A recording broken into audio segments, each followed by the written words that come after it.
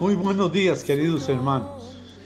Es para mí un gozo y una alegría poder dirigirme a ustedes por medio de las ondas del Internet. Gracias porque nos permite poder estar en coinonía, los hermanos juntos en armonía y amistad, siempre unidos por la presencia del Espíritu Santo y la unidad de su palabra. Hemos venido hablando de las doctrinas básicas. Y hoy vamos a hablar que el único camino para una fe verdadera es la palabra de Dios. Antes pongámonos en las manos del Señor, hoy lunes 29 de marzo del año 2021. 29 de noviembre del año 2021. Padre, te alabamos y te adoramos. Padre, te exaltamos y te glorificamos, dándote honra, alabanza, exaltación y adoración. Padre, en el nombre de Jesús, hoy imploro de tu misericordia, de tu amor, de tu bondad y de tu Espíritu Santo, Señor, que no me dejes, Señor, sino que me permita cumplir, Señor, la enseñanza que he diseñado para enviarles a ustedes por medio de las ondas del Internet. Gracias, Señor. Dame sabiduría, Señor, para poder mantener un hilvanado, Señor, la idea central que me has dado, por lo cual este pequeño mensaje es grabado. En el nombre de Cristo Jesús, Señor nuestro.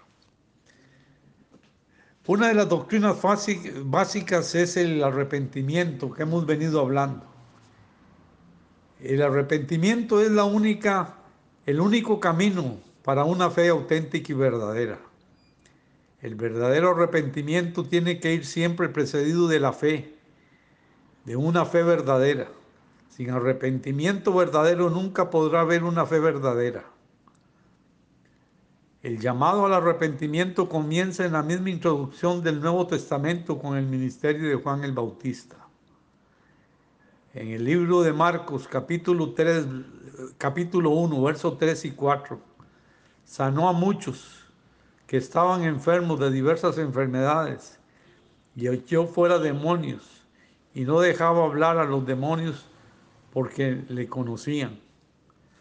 El llamado de Juan el Bautista al arrepentimiento era una preparación necesaria para que el Mesías se revelara a Israel hasta que Israel hubiera sido llamado al volverse a Dios en arrepentimiento. Su muy esperado Mesías no podría revelarse entre ellos. Un poco más adelante leemos el primer mensaje que el mismo Cristo predica después que Juan fue preparado el camino delante de él. En Marcos capítulo 1, versos 14 y 15 dice: después que Juan fue encarcelado, Jesús vino a Galilea predicando el evangelio del reino de Dios, diciendo: el tiempo se ha cumplido y el reino de Dios se ha acercado.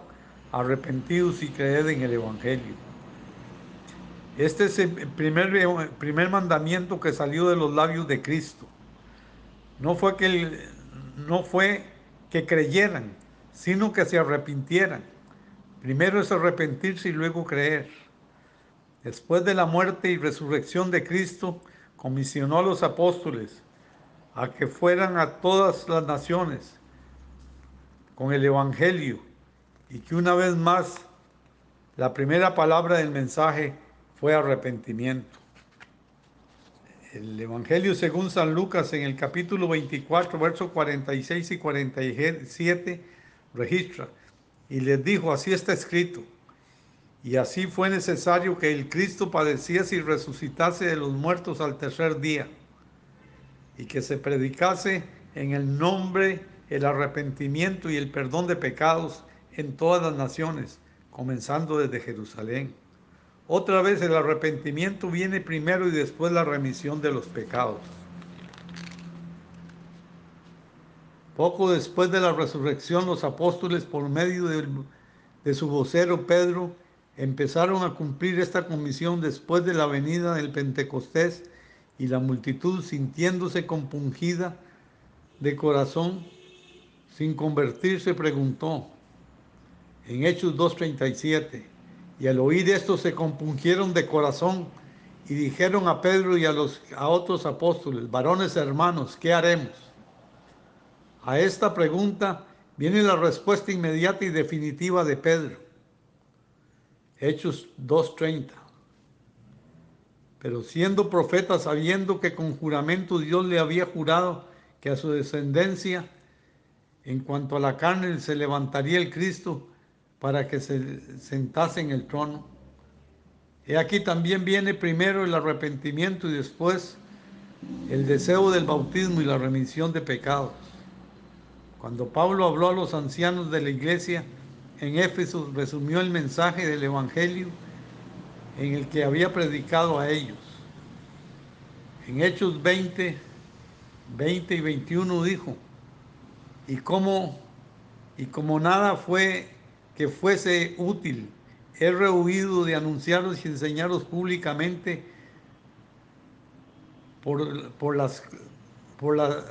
públicamente y por las casas, testificando a judíos y gentiles acerca del arrepentimiento para con Dios y de la fe de nuestro Señor Jesucristo. El orden de este mensaje de Pablo es el mismo: primero arrepentimiento y después fe. Así en Hebreos capítulo 6, verso 1 y 2 registra. Dice: por tanto, dejando los rudimentos de la doctrina, vamos adelante a la perfección, no echando otra vez el fundamento del arrepentimiento de obras muertas, de la fe en Dios, de la doctrina de bautismo, de la imposición de manos, de la resurrección de los muertos y del juicio eterno. El orden básico de las doctrinas fundamentales de la fe cristiana es primero el arrepentimiento de obras muertas, después la fe, después el de la fe, sin excepción. Todo el Nuevo Testamento, la primera respuesta del Evangelio de Dios exige es el arrepentimiento. Nada puede venir antes que ninguna otra cosa que pueda ocupar su lugar. La simplificación del mensaje del Evangelio ha llevado demasiado lejos y en muchos lugares con frecuencia el mensaje es predicado solamente cree, pero eso no es el mensaje de Cristo y de los apóstoles. Cristo y los apóstoles predicaron: arrepiéntete y luego cree. Cualquier predicador que deja fuera este llamado al arrepentimiento está engañando a los pecadores y representando mal a Dios. Pablo nos dice en Hechos 17:30: pero Dios, habiendo pasado por alto de esta ignorancia, ahora manda a todos los hombres en todo lugar que se arrepientan. Este edicto general de Dios a todo el género humano, lo primero que hay que hacer es arrepentirse. Por eso en Hebreos 6:1 dice: por tanto, dejando los rudimentos de la doctrina de Cristo, vamos adelante a la perfección, no echando otra vez el fundamento de arrepentimiento de obras muertas y de la fe en Dios. En Hechos 20:21 dice: testificando a judíos y gentiles acerca del arrepentimiento para con Dios, de la fe en nuestro Señor Jesucristo. La frase obras muertas incluye todos los actos y actividades que no estén basadas en el arrepentimiento de la fe, incluye los actos y las actividades de la religión. En Isaías 64:6, si bien todos nosotros somos como suciedad y toda nuestra justicia como un trapo de inmundicia, y como todos nosotros, y caímos todos nosotros como hoja, y nuestras maldades nos llevaron como el viento. Aquí hay una referencia a los actos abiertos de maldad o del pecado, a los actos, aún los actos que hacen en nombre de la religión, de la moral, si no están basados en el arrepentimiento y la fe, no son aceptables para Dios. Hacer caridad, oraciones, asistir a la iglesia, participar en toda clase de ritos, ceremonias religiosas, si no se basan en el arrepentimiento y la fe, son meras obras muertas y trapos de inmundicia. Hay otra realidad que recalcar acerca del arrepentimiento bíblico. El verdadero arrepentimiento empieza con Dios y no con el hombre. Se origina no en la voluntad del hombre, sino en la libre soberanía y gracia de Dios. El hombre por su propia cuenta es incapaz de arrepentirse y por esta razón el salmista clama por la restauración. El Salmo 80, capítulo 3, verso 3 al 7, dice: oh Dios, restáuranos, haz resplandecer tu rostro y seremos salvos. Jehová Dios de los ejércitos, ¿hasta cuándo mostrarás tu indignación contra la oración de tu pueblo?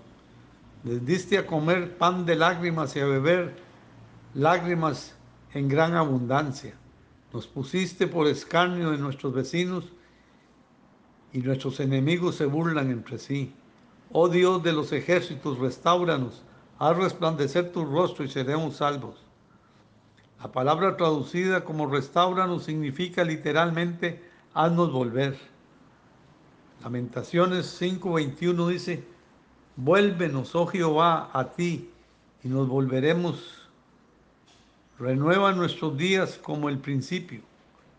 A menos que Dios mueva primero al hombre, así éste no puede por su propia voluntad sin su ayuda.